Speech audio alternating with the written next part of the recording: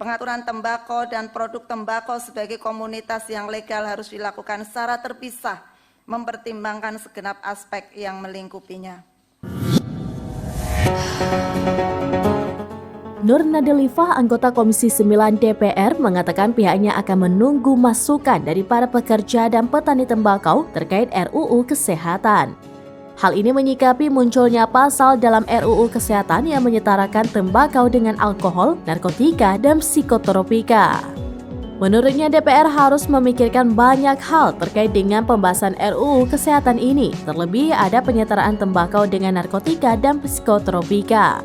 Nur mengatakan nasib industri turunan yang melibatkan jutaan tenaga kerja harus dipertimbangkan. Dirinya menilai Menteri Kesehatan Budi Gunadi Sadikin harus menjelaskan alasan masuknya pasal ini. Sementara itu, anggota Komisi 9 DPR Saleh Partaunan Daulay menilai tembakau tidak disamakan dengan narkotika dan alkohol. Saleh menegaskan bahwa tembakau dan rokok sebagai produk turunannya bukan barang terlarang.